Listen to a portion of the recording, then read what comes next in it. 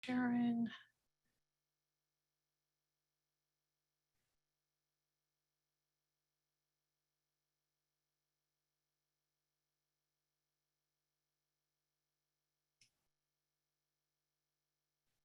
So during tonight's session, we will meet and hear a presentation from the American Institute of Architects team, and then we'll have time at the end for attendees to ask questions of the team. I also want to acknowledge that we have posted their preliminary recommendations in a report format that is now available on www.speakupaustin.org/Palm District in the resources section. If you have a question that you would like to ask the team, you can use the Q&A function at the bottom of your screen in Zoom to type your question, and we will walk through the questions that we receive in the time that is available at the end.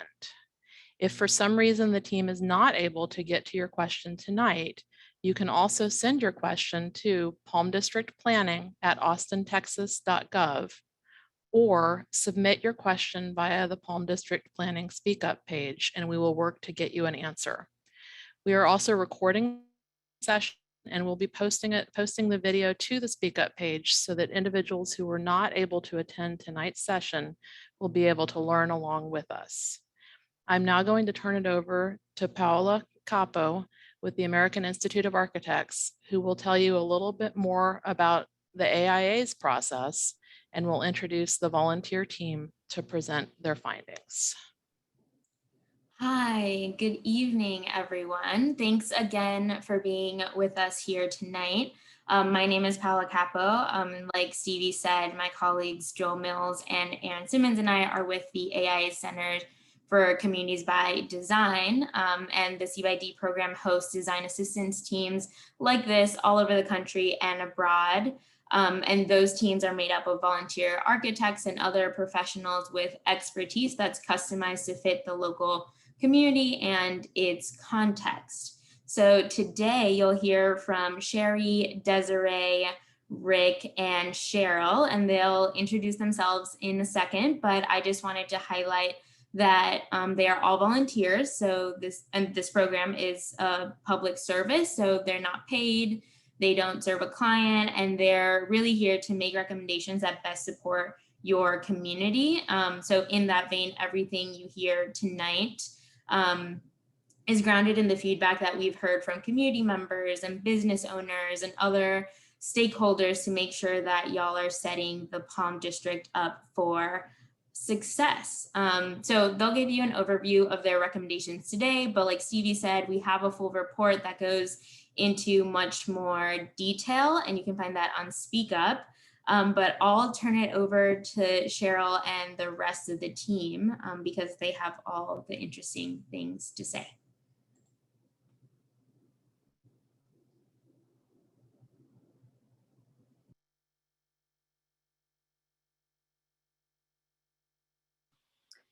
Thank you, Paolo. I'm Cheryl Morgan. I am an architect and planner, and I spent most of my professional life helping towns and communities identify and leverage their assets. The goal, having a thriving place to live, work, and play. I've also had the honor on this team to serve as team captain. There is a lot going on in the newly named Palm District. In fact, it's almost overwhelming. While the geography of the area is stitched together by the Waterloo Greenway, Palm is so important, we came away happy that Palm is on the masthead. But as we saw with the Rainy Street District, it takes more than a name. I've got to advance slides. It takes more than a name to protect and preserve the things that are important and part of what makes Austin, Austin. Once they're gone, you cannot get them back. While private development in the district is booming, it is also driving some of the biggest threats to the texture, character, and grain of Palm, Red River, and the Greenway. It also creates an urgency about the need for action. That said, the Palm District is also host to some real opportunities, some of them once in a generation opportunities, some opportunities that can be acted on now, and some that can actually demonstrate leadership in the best of practices, and a couple that you just have to get right. In our listening, reading the surveys, we heard a lot from the public, and most of that was reinforced with the stakeholders that we heard this last Friday. The themes that came out strongly for us were the importance of cultural heritage, the trauma of displacement and loss of identity, the pressing and strong need for affordable housing, the importance of safety and a beautiful public realm, and the need to move to action, concrete results, not just plans, and also the need for more deep public conversations. We wanted to see the district in its larger context. So one of the first things we did was this diagram, and what it illustrated for us, what it threw in an even brighter light, was the importance of Palm School and the Waterloo Greenway. As you can see, the Eastern Greenway along Waller Creek provides a green edge and actually a kind of answer to the Shoal Creek Greenway to the west. And your impressive new library gives an anchor to that greenway and provides a beautiful gateway at the eastern edge of your downtown along Cesar Chavez. Palm School is and should be the anchor and gateway at the east and deserves to be as impressive as the library. The school and Palm Park should be, in a year or so in the future, winning awards, just like your library. While we did and will make some recommendations regarding the long-term potential to sync I-35, you see it there on the right-hand edge of the diagram, our main focus in the work we're bringing to you was to look at things that can be done with I-35 still in place. You are already well underway with a once-in-a-generation initiative with the Waterloo Greenway. Kudos.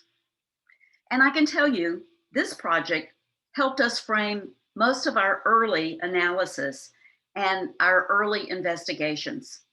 And it led us to look primarily at sites and properties that are in public control, sites you do not have to acquire, sites that can build on and add to the momentum of this impressive investment that you're making in your community and in this district.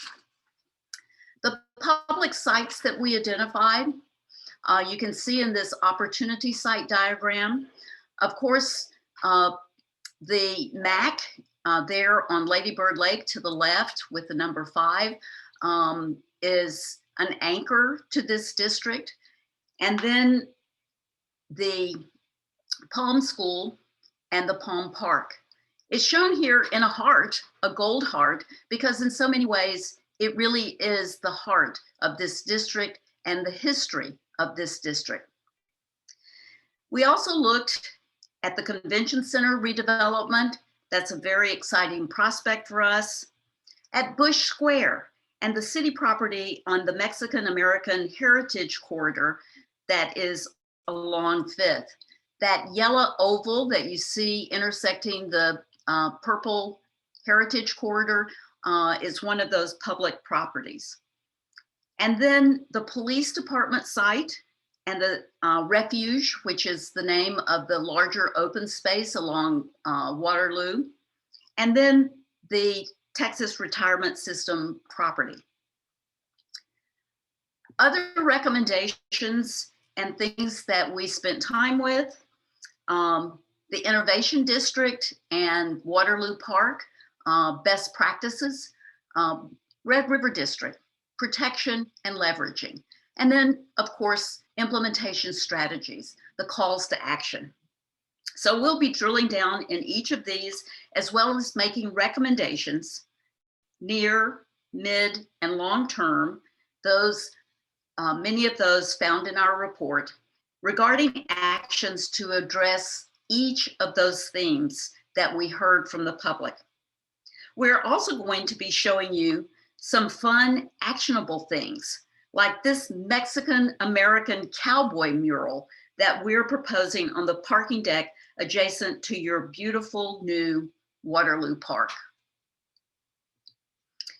We heard loud and clear about the importance of the Mexican-American cultural heritage and the trauma that remains regarding displacement and loss of identity.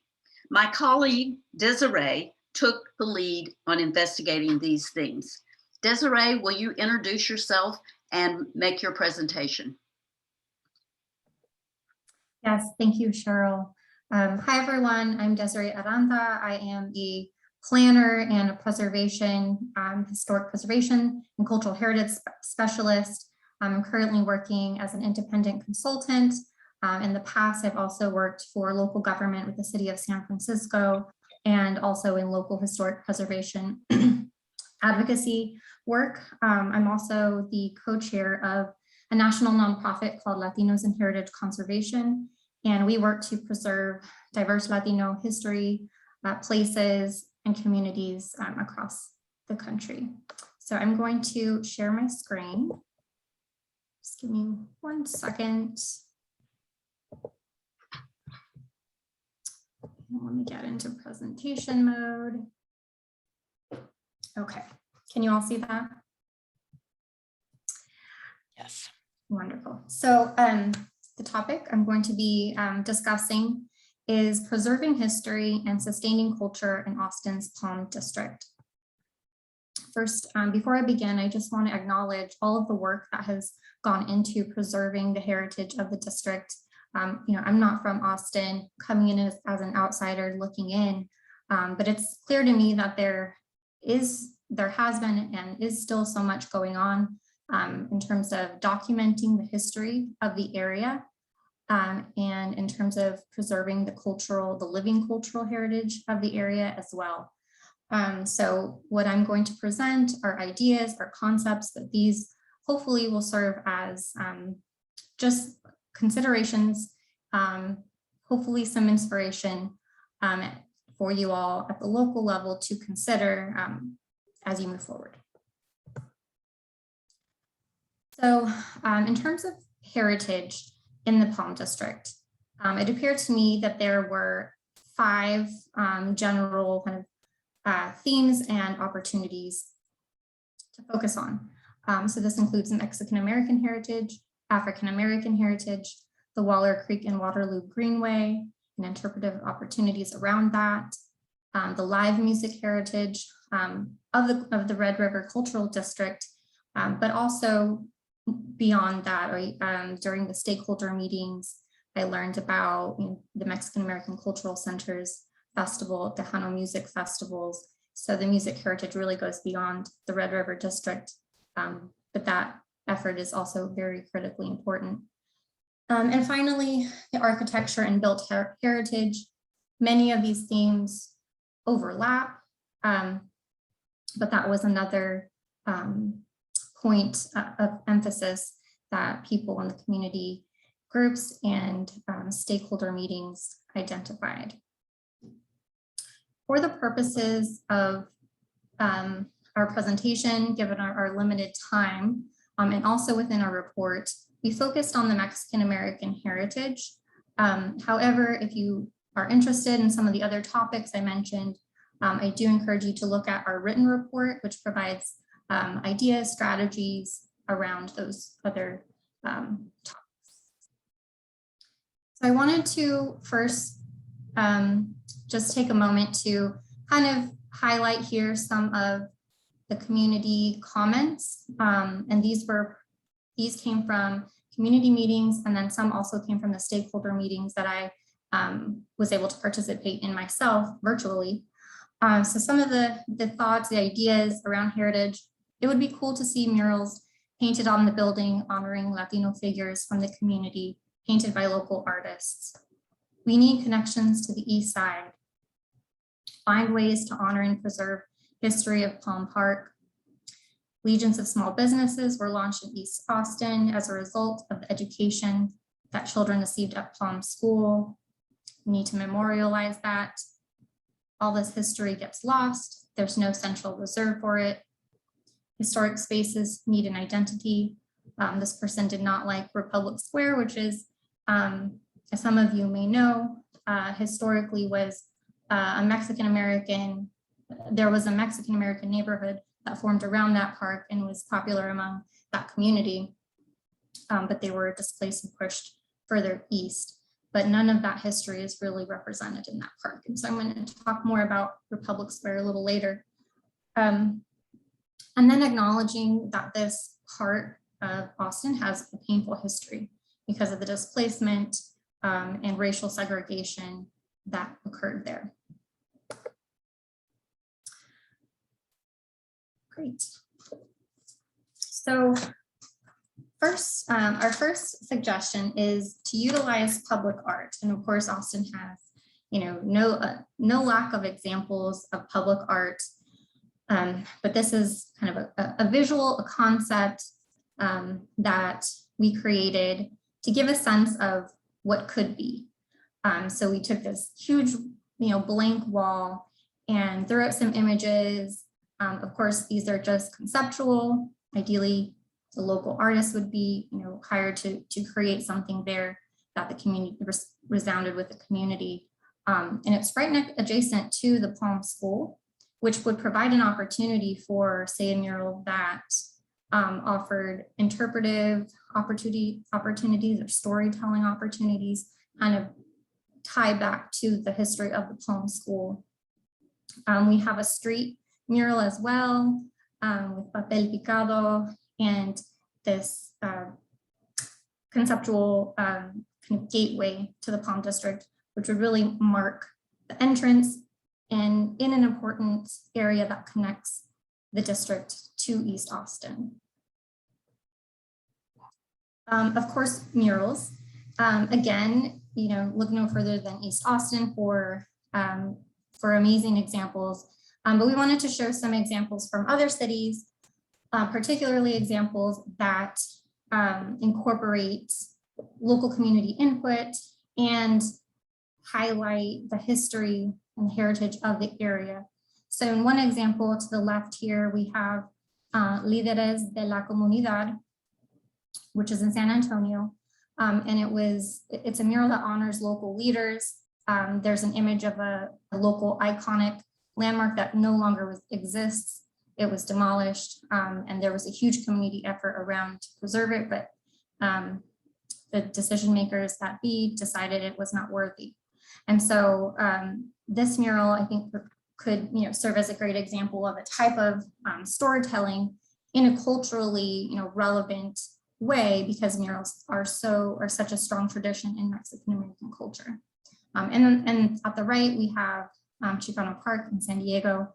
Again, this is an example just to show some kind of non-traditional mural, right? These are painted on the abutments of a bridge. Here are more examples. I really love this artist. These artists, they use tiles and photographs. So to the left, we have some, and these are all in, from Tucson, Arizona. The left, we have photos of people, of actual people at the time it was created, and I think in 2000, in the earlier 2000s. Photos of people from Tucson. Again, kind of a way to bring the people back, right? Because My colleague is going to talk about affordable housing, but we know that displacement has already happened. So, sometimes when that, unfortunately, when the people have been displaced, we've lost that living aspect of the culture from a place. One way to preserve that historical memory and honor that memory, is through the visual imagery and historical interpretation. But of course, we will also provide strategies for affordable housing. And at the right, we see historic photographs being used, which again, kind of can tie back to the history of a place. And then there are also 3D sculpture, other types of public art.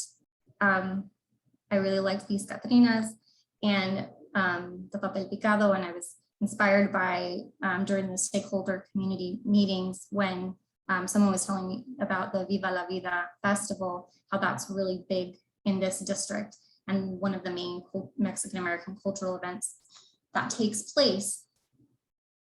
And so, this imagery that kind of ties back to that, could be placed in, public squares or in other areas along through the Palm District, but also potentially within that proposed Mexican-American cultural district.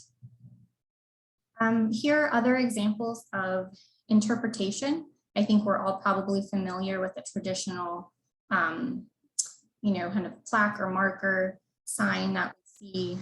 These are different examples. So I have one from San Francisco, which tells the history of LGBTQ history in a neighborhood. Looking at sidewalks also as space for memorialization.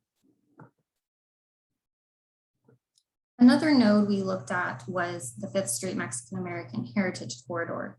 Again, here are some examples of items, of ideas that you might consider for kind of marking that space as the corridor.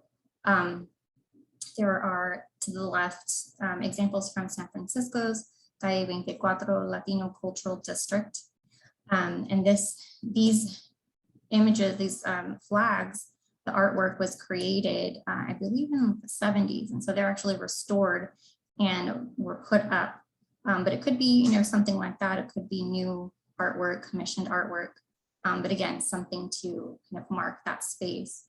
In the middle is a mural of Carnaval, which, as we were talking about Dia de los Muertos parade and festival, it kind of reminded me of this mural in San Francisco, which kind of memorializes and celebrates one of that city's big Latino cultural events with some cultural icons, architectural icons in the background.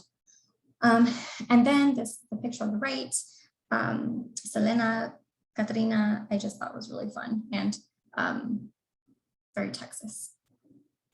And the other thing that I wanted to point out about the Mexican-American Heritage Corridor. So here's another, these are ideas for kind of entryway into the district to really make a big statement that this is a Mexican-American Heritage Corridor. The last thing that I did want to mention, in the report, I do identify an example, San Francisco's Cultural District Program, I think is worth taking a look at, because it goes beyond kind of your typical cultural district program. It looks holistically. There are city staff involved who come from the affordable housing, community development, historic preservation, arts, as well as economic and workforce development. And each cultural district is given funding to hire a staff person, and they have a community-driven advisory board. And I think it's, goes beyond kind of promoting the arts of the area, which is incredibly important, but also looks at things like, the sustainability of small businesses or small business incubation, affordability, et cetera. So one of the key areas, which is outside of the Palm District, but it connects to the corridor, is Republic Square. that's a key opportunity for better interpretation about the Mexican American history. Brush Square is within the Palm District boundaries, and here's a sample rendering of some mural concepts, public art concepts, interpretation around not only, well, really more about celebrating and honoring the sense of the spirit of the place. There was a report done, I saw, by the Downtown Austin Alliance that identified some historical themes for interpretation that provided ideas around more inclusive interpretation. I think that's worth taking a look at too. Then, of course, Palm School and Park, incredibly important. Can't emphasize enough, out of all the community meetings and stakeholders meetings that we attended or reviewed comments for, this was a key site, particularly to the Mexican American community and history there. These are historical photos that date to the 30s. We also have ideas here for telling the story of Palm School. And I learned that there are community efforts already underway to document the history. And I think, formalizing that, maybe, are there city grant programs that can help support that work or help, take it to the next level, and really to support the work of people who are already doing it probably for free, right? Rather than kind of hiring more consultants. Let's look at the people who know the history and are already working on these projects. Here are some great examples of, physical objects, public art interpretation that could be placed in the park, for example. And then, realizing the future of the Palm School itself is still kind of being worked out in terms of ownership and what it will be used for. We thought that it might be helpful to, in this public setting, to provide some ideas. And I know that there are already a lot of ideas and there have been studies done already, but one really good model is the Bayanihan Community Center in San Francisco, which is a multi-purpose community facility. It provides space for events and education, community gathering space, performance, youth programs that happen. There's a Filipino bookstore, and there's even an affordable housing development or component in the building. It was historically a residential hotel, so it was easily able to convert some of that to affordable housing. But one of the key points we really wanted to drive home was that this building should be not only preserved and the history told, but also in terms of its use, really be used for community purposes. Another example of a multi-purpose building is African American Arts and Culture Complex in San Francisco. This is owned by the city of San Francisco, and a nonprofit organization runs it. Bayanihan Community Center is owned by a nonprofit organization. So this one is more of a public and nonprofit partnership. I thought this was a good example because it also includes space for archives. It has like a library, an archive and gallery space. And that was a major need that kept coming up, was this need to document and have a central reserve for places for historical information. I'm probably running low on time, so I'm just going to briefly mention that, we can't talk about preserving Mexican American history in the Palm District without really looking to the east as well. We already know East Austin is experiencing rapid change to the built environment and demographics. So there should be efforts looking at that part of the city as well to preserve the heritage, affordable housing, all of these topics. And finally, again, I'm just going to briefly mention all of these ideas that we presented could be kind of put together in a network, a heritage tourism network, with the idea that, you know, whatever comes out of a tourism type program would be going back to the community to help build the wealth and sustainability of Mexican American organizations, businesses, and workers. San Francisco has a really great legacy business program, which highlights longstanding businesses, and it was created as a way to stem their displacement. It's also a marketing kind of tool for many of these small locally owned businesses that, you know, many of them are kind of hidden gems. So it's an opportunity for other people to get to know about them. And then Tucson has a UNESCO designation as a city of gastronomy. But aside from the UNESCO designation, it's still, I think, this concept of food heritage and, you know, focusing on restaurants, on vendors, et cetera, could be really cool for Austin.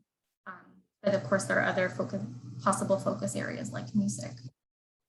That's the end of my presentation. I'm going to go ahead and stop sharing and hand it over to Sherry. Hey everyone, just before we launch into the next presentation, just a friendly reminder that if you have any questions, we ask that you please use the Q&A function in the chat rather than the chat. Thank you.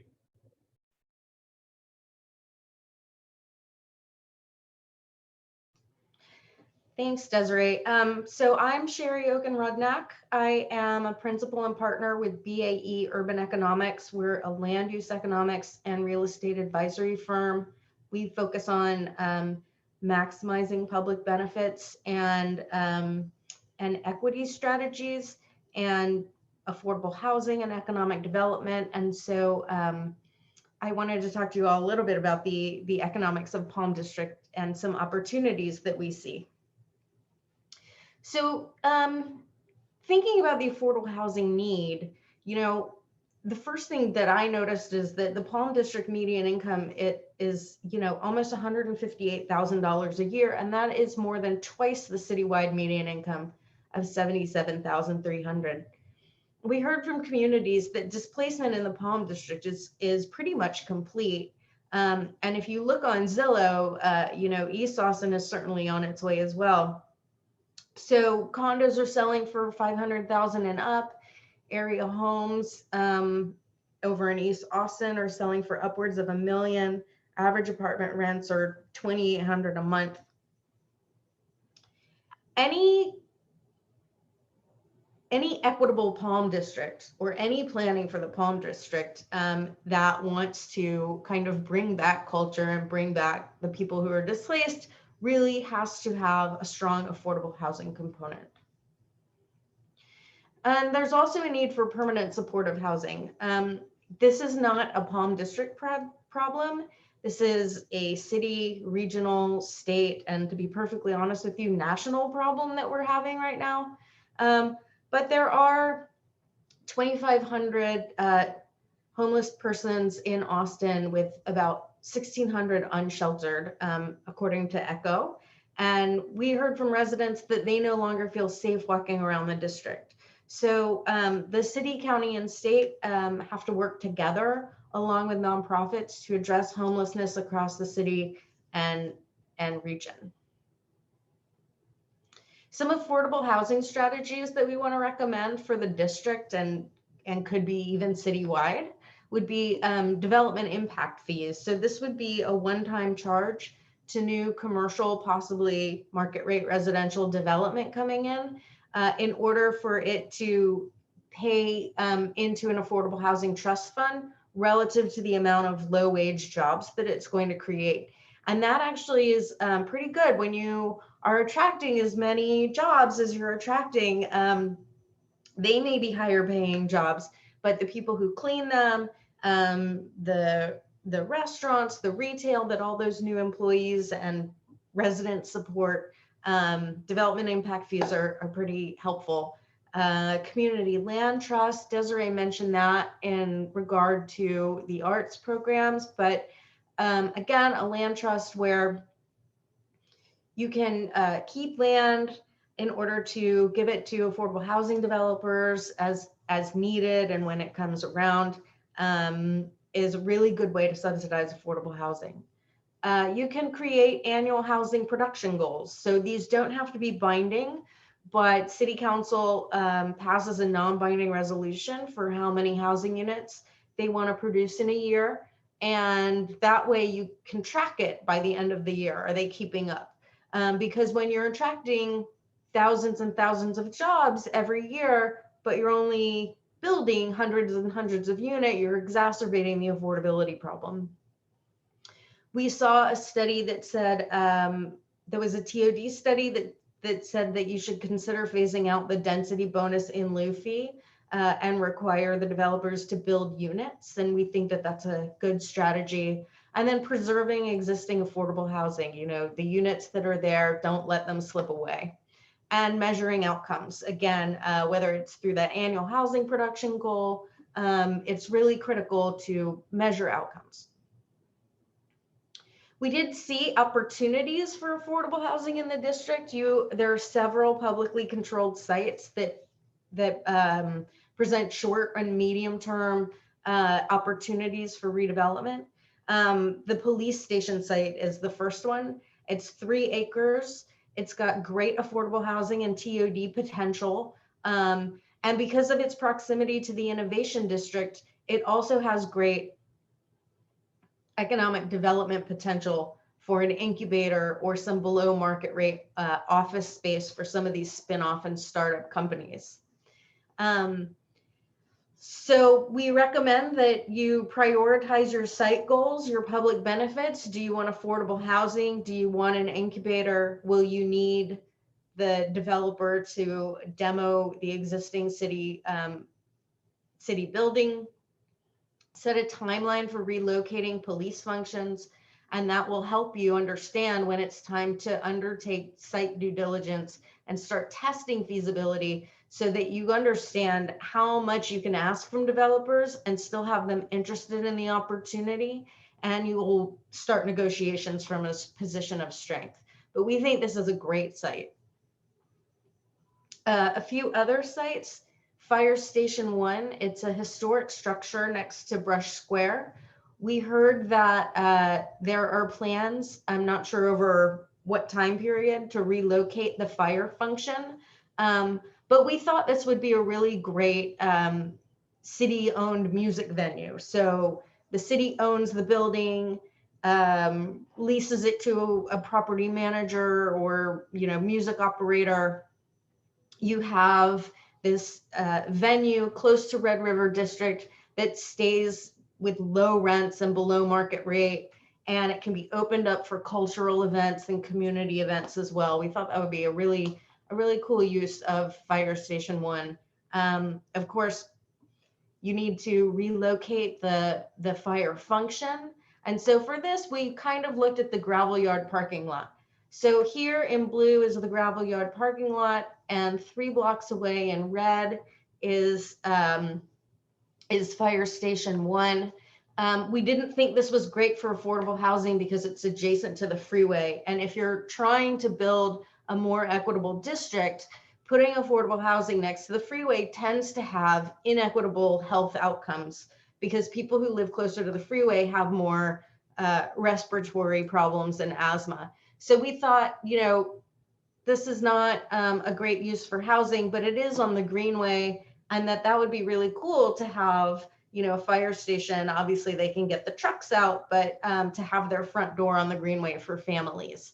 And again, it's 3 blocks from Station 1. So obviously you would need to undertake some kind of study to see, make sure that you're not, well, hopefully you'd be improving response times, but we thought that was a nice use for that. The convention center, another great site. They're doing a great job of planning it. I know there have been several iterations of plans and options. If any sites started to go into assembly for part of that, and you have excess parcels, use those for affordable housing and economic development. You can also potentially put a mix of uses on the convention center site. So what you're looking at in this picture is the Seattle Convention Center. They just expanded and they gave co-development opportunities for a residential tower and an office tower. And so they're mixing those uses and kind of optimizing their space in that way. And then finally, the Teachers Retirement System of Texas. This is a more than 6-acre site, and it would be a great opportunity, but it's owned by the state. So, so I think, you know, engaging the state, understanding what it is they want to do, kind of cultivating that relationship and making sure that you're a key stakeholder is going to be critical. And this site, because it's so big and because it's located in an area with a lot of state offices, those areas tend to go dark and shut down at 5 p.m. And this is true of civic centers and state offices all over the country. So what you really want is you want market rate, and you actually want luxury housing in this area that can support retail to bring the vibrancy. And then the site is big enough that you can add affordable housing later. And so to get this done, we gave a little bit of best practices for implementation in the disposition process and development. I want to say I looked at the St. John developer solicitation and you're using best practices in there. So that is wonderful. You know, getting out early and figuring out your site goals. What are your must-haves? What are your nice-to-haves?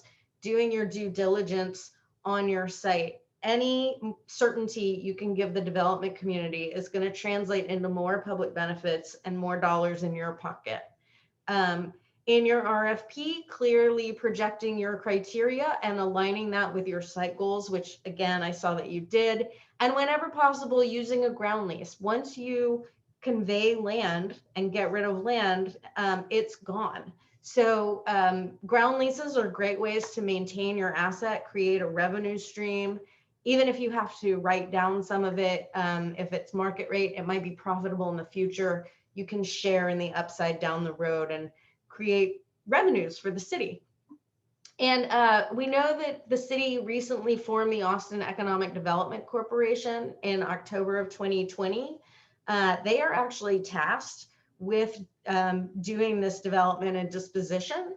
And so we thought it would be a natural fit for them to be the responsible agency. But in order for it to be successful, it really has to be adequately staffed and funded. And so your staff should have a lot of experience delivering projects like this for the public sector and negotiating with the private sector in a variety of public-private partnerships and in affordable housing, because affordable housing finance is vastly different than market rate.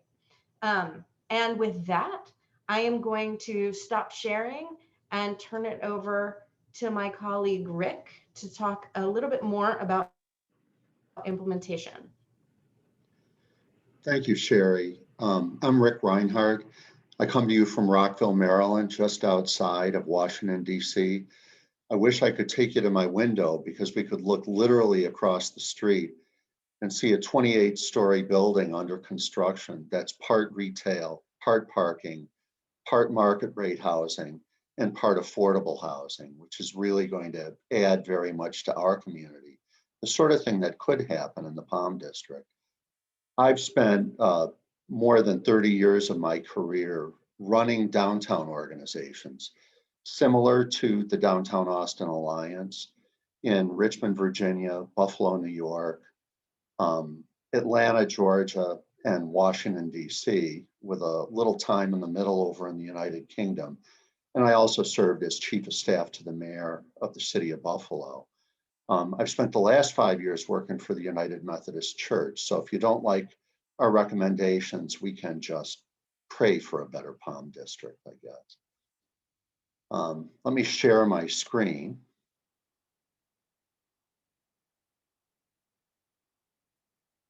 In case you haven't figured it out, we think this district is critical to the future of Austin. Austin's one of the fastest growing cities in America, fast growing in terms of number of people, but perhaps more importantly, fast growing in importance. A great city needs a great downtown, and a great downtown needs a great authentic district where people can explore. You've already heard from us about a number of key initiatives. I'd like to talk more about 5 big ones: the Innovation District, the Red River Cultural District, the Waterloo Greenway, the Convention Center, and the IH-35 Cap and Stitch project. Our overall message, we want to be loud and clear about this, is that you're on the right road and you need to redouble your efforts on all of these, full speed ahead. With all due respect to the planners in our Zoom room, you need to slide from the planning mode neatly into the implementation mode on many of these projects. First, the Innovation District. Forming an organization around some of the city's major healthcare centers is a great way to get them to collaborate and to work on all sorts of initiatives, from cleanliness and safety to parking and transportation to community public health to even higher level issues like real estate development, workforce development, and yes, innovation. There are some great models of innovation districts in other American cities: Houston, Boston, Cleveland. When I got started 20 years ago in Buffalo, the Buffalo Niagara Medical Campus.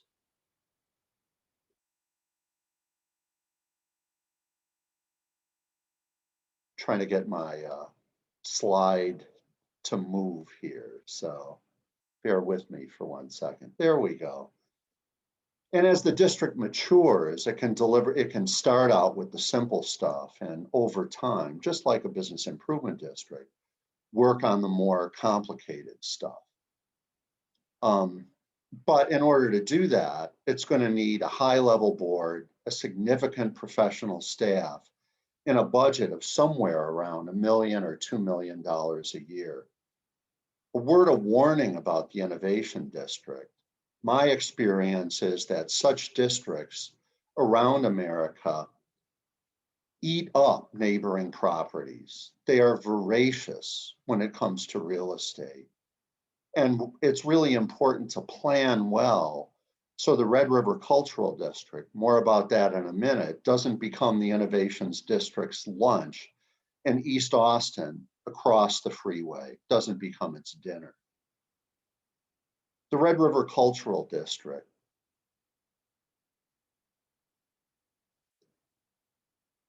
The district is indeed a worldwide cultural tourism destination. And our big question is, but for how long is it going to be one? Given development pressures from the north, the west, and the south.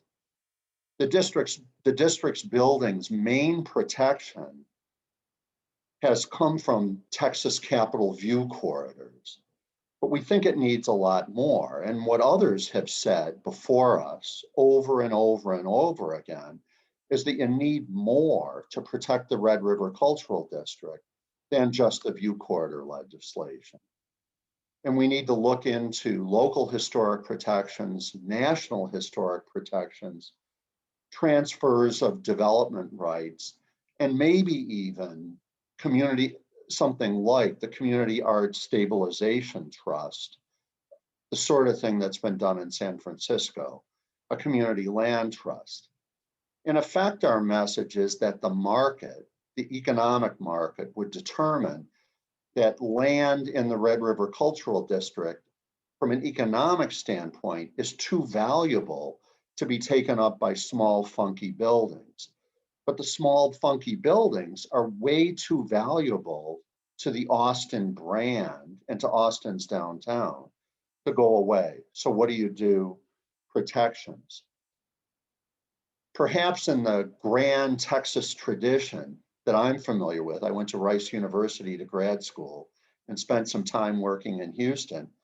One of your infamous billionaires, maybe somebody from the tech industry, can buy all of the relevant properties and transfer them to a land trust for the community good. Why not?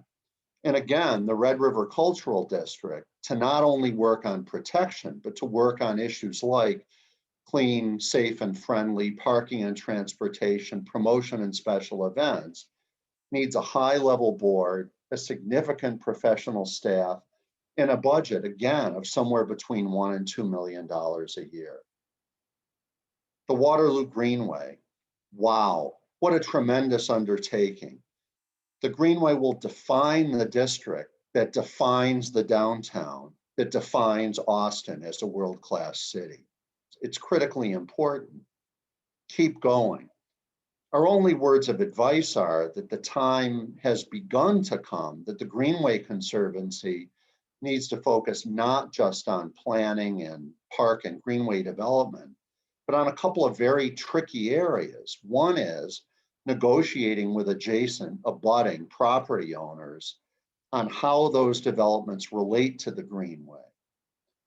You have a history, most American cities do, of turning your back on your water. Now we're talking about having your front face the water, and people are very slow learners about that. We understand there are design guidelines. Our question is, how do those get implemented? How do they just get enforced? And the second thing the Conservancy needs to concentrate on with the grand opening of Waterloo Park, and congratulations on the grand opening of that wonderful piece of property, the Conservancy is going to have to work on maintaining and programming public properties. And that can be very expensive. And it's a very different sort of role, the day-to-day operations, than the planning and development. But we do believe that the Greenway Conservancy has the capacity to make all of that happen. The Convention Center. We were delighted to learn that a goal of the Convention Center development is to have a building that, like the Central Library, not only will serve the city of Austin for the next 100 years, but will also relate well physically, spatially to the surrounding community with first floor windows and doors and activities. Convention centers, as important as they are in cities throughout America, can act as beached whales in a downtown setting, blocking anyone who wants to get around them. We don't want that in this district, in the Palm District. And again, the Convention Center, we think, has the capacity, I keep using the word capacity, to make all of that happen. The I-35 Cap and Stitch project, another gigantic city redefining project that once again will stitch together downtown and East Austin. But our advice on this is buckle your seatbelts. Your friends in Boston and Seattle and San Francisco, and now my old hometown of Syracuse is getting into it as well, will tell you definitively that this is going to be a 20 or 30 or 40-year project. And Austin will have to fight Texas DOT for every inch and every dollar that it gets. Cap and Stitch will likely also launch a gold rush of speculators to real estate on the east side of the interstate. So good planning and preparation is a must. Hint, hint, maybe you can have us in for another panel. And like the other initiatives, Cap and Stitch will need a high-level board or steering committee, a significant professional staff, and a major league budget. Again, for 20 or 30 years, it's going to need that. We've identified, and really you've identified for us, you told us all about this, 10 or 12 major projects. The 5 I just referred to, and a number of others you've heard about earlier, like the Palm School, like the MAC, like the police station, like the fire station, like affordable housing initiatives, like cultural tourism initiatives that don't need talking about. Well, they do need talking about, but they need doing. They need implementation. Each one needs organizational capacity in order to proceed. A strong board or steering committee, an experienced staff, experienced consultants, an adequate budget, and a commitment to community involvement. Many of you in our interviews told us you're sick of being in the planning mode. You want to get on to the implementation mode. There's the old Texas spirit I remember from my graduate school years at Rice. Let's do things. Let's get her done. Implementation requires organizational capacity. A few of your current projects, we think, have that capacity behind them. All have the potential, but some do. But most of them don't. And that's why often cities get stuck in the planning mode. Take a look at what it took to pull off your central library. Again, I'm repeating myself, but a strong board, a dedicated staff, experienced consultants, adequate resources, and a commitment to community involvement. Again, I'm from upstate New York originally, though I'm in the DC area now, and I will tell you, my people up there would kill for the opportunity to do just one of those projects every decade. You have a dozen of them, and you need to do them all at once. In effect, we're asking you, I'm going to stop sharing the screen now so I can look at everybody. We're asking you to pat your head, rub your belly, snap your fingers, sing a song, skip rope, and write a book, all at the same time. That's not easy. And they all need to be coordinated because each one of these projects affects the other. The city will need the help of the private sector and the foundation community to do it. My advice to the city is don't be selfish on these projects. Don't say it's just yours. Ask the Chamber, the Downtown Austin Alliance, the Community Foundation, the Dell Foundation, the Musk Foundation, Old Austin money, New Austin money. Ask them all for their help and their participation. Let me reiterate, it's like doing 10 or 12 central library projects all at the same time. But you've got to do it. Otherwise, you'll just be another big, nondescript American city. I'm prejudiced, but I can think of one of those a few miles up IH-35. You won't be Austin. Thanks, and let me hand it over to Cheryl to wrap up.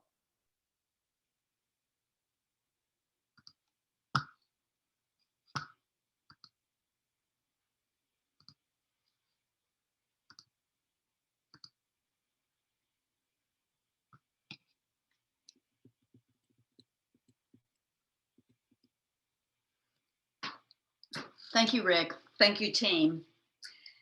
We believe there's some low-hanging fruit in the district, things that can move from plan to action now. And there are also some things in the district that must be priorities. The Palm School and Palm Park need to be a priority. It is the remaining cultural asset of the Mexican American community in this district. And it is the gateway from I-35, from East Austin, along Cesar Chavez. It's really important. There's also been some discussion about pushing through Rainey Street to connect to Cesar Chavez. We think that's good. It will reinforce the gateway capacity here. It will create better connectivity and better legibility in the area. We think you should make a Texas scale gateway here. This one is just a placeholder. You have wonderful designers, wonderful artists, wonderful people who understand the heritage. What should this be? We don't know, but something that is a welcome acknowledgement of the culture and heritage that was first in this community. We also heard that it's sometimes hard to find the Mexican American Cultural Center. They feel invisible sometimes. So some good signage that helps people find this incredible asset. And please make Cesar Chavez beautiful along this gateway. It needs some TLC. And while we have not explicitly talked much about the MAC, it's really impressive. And we're excited about the expansion. Again, kudos. There's so many things that we can look to your successes, so we know you can do it. We know there's also been some discussion about the extension of Red River through the parking lot of the MAC. There needs to be a really deep community conversation about this. But the reasons we can see that the MAC might want this extension is it would give them much higher visibility and much easier wayfinding and finding the MAC itself. But whether this happens or not, Red River needs the attention to become the Red River Street, a people street. Rick talked about things like cleanliness, friendliness, feeling safe. It's the district's spine that is parallel and reinforcing the Greenway spine of Waterloo and Waller Creek. But remember Red River's history, not too polished. Please don't lose the Austin funky. Protect the Red River Cultural District. You may need a moratorium till you figure it out, but once it's gone, it's gone. Brush Square is becoming more and more a major front door to this district and to this side of Austin. It's a front door to transit, to the convention center, Mexican American heritage, and the Red River Entertainment District. You have a good plan. Move to action. Expedite the movement of the fire station and make it happen. In the meantime, heavily program this square for families and locals. Make them feel at home and welcome, and always the first people who are represented here with art, murals, signage, and telling the stories. The redevelopment of the police station is a longer-term goal, but conversations need to be happening now. You don't have to monetize this site. It's a place where you can provide leadership as a city. And finally, when you look at the Waterloo plan here, we think that perhaps the refuge there at the police station site and the Palm Park need to be moved up to at least phase 2A of the Greenway timetable. Well, at least Palm Park should. Putting it in phase 3 sends the wrong message and denies the urgency of this initiative. And perhaps the refuge there along the Greenway could be renamed to acknowledge Mexican American heritage. Corazon Park, anyone? Thank you very much. I'm going to move my screen share away, but we welcome questions. We'll try to direct those questions to the team member who's in the best position to answer them. I'd also like to remind you that this is a high-level presentation that you just heard, and there's much more detail and much more grain and texture to the report that has been posted in the Speak Up Austin site. Thank you. Thank you, Cheryl, and thank you to the entire. I do want to open it up for questions this time. Our staff, Mark Walters, will be reading questions as folks type them. So please use that Q&A function button at the bottom of your screen to type any questions. We will answer what we can in the time that we have left. And if we still have more questions beyond the time we have left, we will post the answers on the website. And I will close at the very end of this meeting to talk a little bit about how this information is going to be used in the overall Palm District planning process. With that, Mark, do we have questions in the Q&A? Yes, we have one question from Olivia Tamzarian. And I think Cheryl already touched on this, but maybe you can expand on it if necessary. Can you talk about how the Palm District planning relates to the MAC? And are there plans to improve accessibility to the Palm District, including the possible Red River extension and parking garage for families that want to visit the MAC and Palm Park. I think you touched those pretty well. Anything you'd like to add that you didn't? I don't think there would be anything additional to that. I do think those, the notions of parking are part of the conversation with the potential extension of Red River across into that area. It's one of those things that, while we think it will increase visibility and legibility in the area, connectivity, we do not want there to be any perception that somehow something is taken from this community. It needs to be a partnership where everyone's convinced that it's a good idea and it's meeting the needs of the MAC. Okay. The next question is from Sylvia Orozco. Did you include the Mexican American Fifth Street corridor and Mix Art Museum on Fifth Street? I can answer that. Yes, so we were aware that Mexic Arte is part of that proposed cultural corridor. We might not have had any specific images of it in my presentation, but some of the imagery around Dia de los Muertos, some of the like calaveras, Catrina, kind of tied to that event, which that organization coordinates.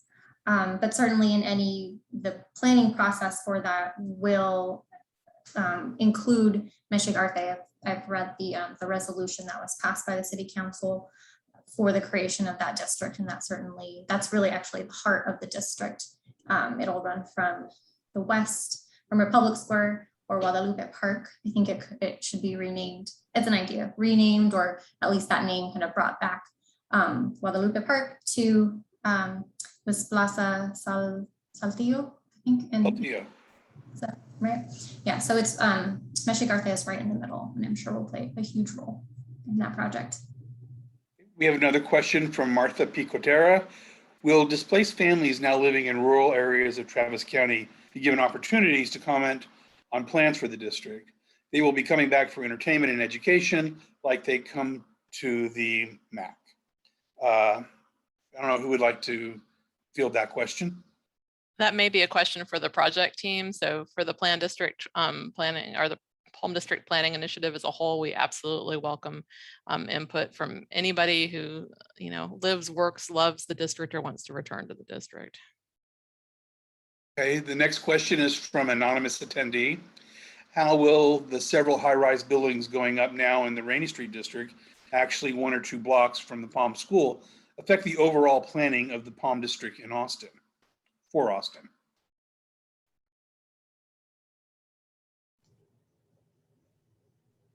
I don't know who would be the. I mean, I'll jump in and say, those buildings are going up. I think our recommendations on the whole are for you all to get out in front of this moving train as much as you can. And so, planning the gateway now, figuring out what Cesar Chavez is going to look like now, figuring out if there's any way to tap in and get some value capture from this new development to help pay for improvements or help pay for affordable housing. Those things need to happen very soon because, there's already developments going up. So, and there have been, and, displacement is complete. So I think we're all trying to create that sense of urgency for that reason. The next question comes from Gilbert Rivera. Mark, this is Rick. If I might just add something really quick. Of course. Much of what's behind everything we're talking about is that there's tremendous development pressure in downtown Austin. And there's tremendous development pressure because the city's growing and the jobs are growing and all that. And, in general, that's a good thing. We like a growing city. But where it becomes problematic is that this development pressure has gone into and is going into areas that Austinites would really like to see many of them stay the way they are. So we can't do anything about things that happened 5, 10, 20 years ago. But what we're saying to you is, really, in your hearts and in your souls, determine what properties are the most valuable to you. And we're saying the Red River Cultural District is certainly one of those. And many properties that are owned by the city, or in the case of the Palm School, the county, you have the ability to be able to control them because you own them.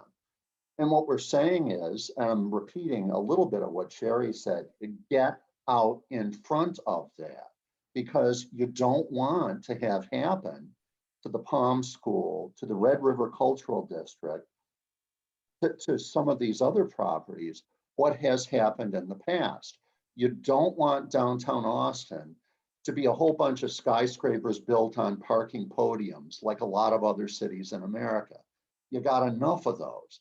So the question is going to be, how do you preserve those things that you need to preserve? Where the city or the county or the public sector or a nonprofit owns the properties, that's relatively easy to do. Where other people own them, it's a trick, but you got to try. Thanks, Rick. Next question, as I said earlier, is from Gilbert Rivera. Could a pedestrian bridge or tunnel under Cesar Chavez be a possible way to connect Palm Park to the MAC? Actually, the gateway that we showed is imagined as a pedestrian bridge. The slide that Desiree showed that kind of looked down on Cesar Chavez, if you could look closely, and you'll see that in the report. We are landing the pedestrian bridge in what we think will be a residual piece of the land next to IHOP once Rainy goes through.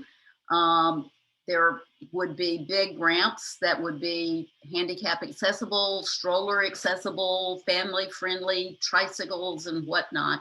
On the other side, we're going over the addition to the historic Palm School and landing in part of their parking lot. We imagine that when the school is redeveloped and the park is redeveloped, that the building will not seem like it sits in a parking lot the way it does now. And we sadly saw that the service dock for this monster hotel that's next to it faces the Palm School, and we're using the ramps to get up and over there to actually be a screen to block that visually. Again, we haven't really designed it, but it is imagined as a pedestrian bridge. Thank you. The next question, and I hope I get the name right, is from Jeffrey DeCou. Considering the Palm District as an innovation district, what is being supported to eliminate the digital divide? What about ideas to support an intelligent community, optimize mobility, support for more digital entertainment services? And then there's something called as an @Autonomy Institute. So I guess the question is, how will technology integrate itself into the district? I think it is a given these days that new development,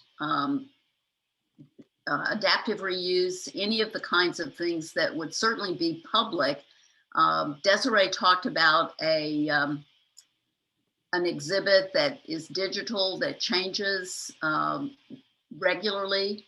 I think there will certainly be things, I mean, we know that some of staff with the city has StoryCorps experience. So the idea of recording booths, places where you interact with your smartphone to QR codes a site and be able to visually, audially understand what had been there. There's so many ways that technology can be part of telling the story, and I should probably turn it to Desiree so she can do that. But the idea that the technical demands of new construction and adaptive reuse, it will need to be in the 21st century. So allowing for people to take advantage of the needs of the 21st century economy and lifestyle of everyone. Anything to add to that, Desiree? Yeah, so the idea of mobile apps certainly has been used in like walking tours, self-guided walking tours, the use of audio or images of like what was there.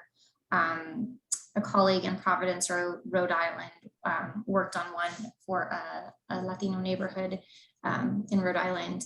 And also the organization also leads tours. So I think that's really a great way of kind of blending new technology with also some of the traditional old ways of doing things, actually meeting in person. I didn't focus on those types of initiatives because I think that because of that digital divide, I was thinking what would be the most kind of accessible, and particularly when we're talking about working class or low income communities, I think it's good to have kind of a mix of opportunities to learn. But there, Thank you. I'll say there already is the Hano Trail, and they have a website with spaces and self-guided walking tours. Well, we have 5 minutes and 2 questions, so I think we could wrap that up in that time. The next question is from Martha Picotera. It says, Mexa Arte is an important and iconic place for the 5th Street corridor. Will the 5th Street Heritage Project ever be funded? We have tried to get funding for the past 10 years at least. It seems that Mexican American history projects never get funded and have never been funded. And I know who would field that question.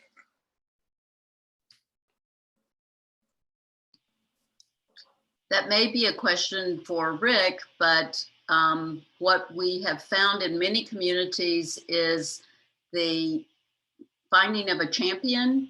I think Austin and this community are on lots of people's radar these days, and people with roots either in Austin, this district, or because of having gone to school there, there's need to tap in and find a champion. Also think that what we've tried to do in our report is really make a case for how critically important this is. And we hope our report will help you find visibility because it is the cultural heritage, the recommendations that you've heard today are central to the report that we're offering. Thank you. And the last question is from Gilbert Rivera. And if Red River were to be extended through the MAC parking lot, what would be done to provide parking for the MAC? Well, this is not something that our drill down, we weren't drawing parking places. It does visually look like you could retain the parking that's there, particularly if this street is conceptualized as first a place for people, pedestrians, and families, and the car happens to get to be there. So think of the car in this case as a big old Great Dane dog. It's, big thing in the room, but you tame it. You let it be on a leash and let people be the priority. So perhaps that's cobblestone, so people slow down. Perhaps it's very narrow travel lanes and very wide walking sidewalks. I think there will be an impact. But I think if you put people first and not the car first, there are ways to make good connective through streets.